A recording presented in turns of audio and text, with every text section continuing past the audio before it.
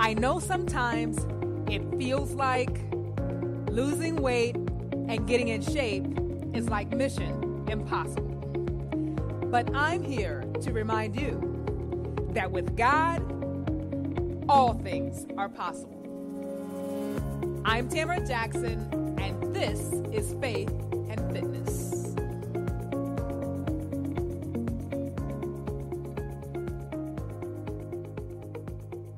Have you ever been in the grocery store, the mall, or just out and about, and all of a sudden, out of nowhere, someone is screaming your name?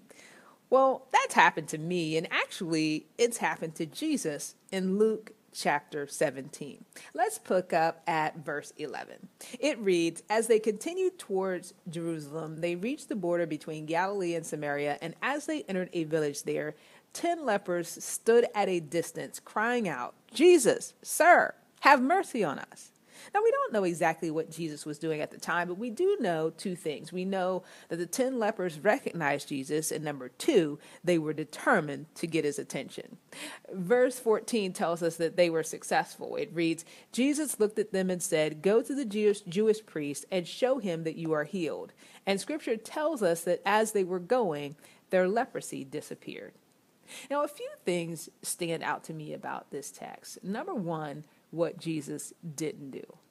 In Luke chapter 5, there was a situation where a leper wanted to be healed, and Jesus reached out his hand and touched the leper to heal him.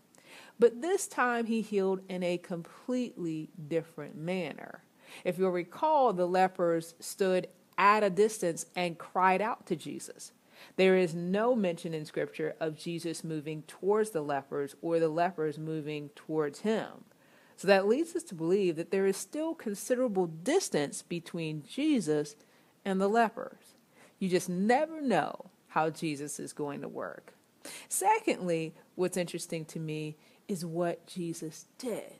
Even though he didn't move towards them, even though they could not feel his presence or reach out and touch him, he did make a conscious decision to look in their direction. Friends, even when you can't feel his presence, he is there. He sees you and he's concerned about you, just like he was concerned about these 10 lepers. And then thirdly, what stood out to me is what Jesus said. I want to read verse 14 again. It reads, "Jesus looked at them and said, 'Go to the Jewish priest and show him that you are healed.' As they were going, their leprosy disappeared." So I want you to catch this. Jesus never told them that they were healed. Instead, what he told them was to act as though they were healed. According to Mosaic law, they would have to show themselves to the priest so that they could be declared clean. Now, I want you to put yourself in the leper's shoes for just a moment. Were the lepers disappointed? Maybe. Maybe they had heard of the healings that had taken place prior, where Jesus had stretched out his hand and people were made whole. They could have been thinking, why is he making me go through this process? After all, that wasn't required for all the others. And sometimes it's that way for us. We look at others and see how their situations seem to turn around overnight.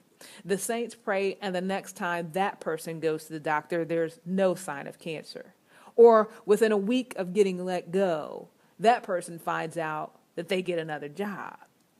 And we are still waiting for our healing. We're still waiting for our breakthrough, and we don't understand why we are still going through. But it's important for us to remember that God doesn't always do things the same way. And so these lepers, while they may have been disappointed, chose not to be deflated by the situation. The lepers chose to walk it out. They demonstrated their faith in his word even when it made no sense. Now, think about this. They had no tangible evidence that they would be healed, but they chose to believe. As Jesus gave this instruction, they could look at themselves and see that they were still unclean. They were still inflicted with disease, but they had a word from Jesus, and for them, that was enough. They had no proof that anything was going to happen between when they saw Jesus and when they saw the priest. They could go all that way for nothing, but they were willing to believe that if they just took Jesus at his word, their life would change, and they acted on his command. Take it to the Maxx family. What has God commanded you to do as an act of obedience today? Sometimes you can't just sit back and passively wait for a miracle. Sometimes it will occur just like it happened with these lepers, and you will be healed as you go. Sometimes you've got to walk it out and watch him work it out. Until next week, God bless. You've been listening to Faith and Fitness with me, Tamara Jackson. I hope you've enjoyed the segment. If you'd like to learn more about my journey to health and wholeness and receive free fitness and nutrition tips, visit my website at 265point.com. And yes, I am on social media. You can find me on Facebook at Tamara Jackson Fitness Expert. On Twitter, it's at Fitness Tamara. In case you're not sure, that's TAMARA. Listen, I've had a blast, and I hope that you have too.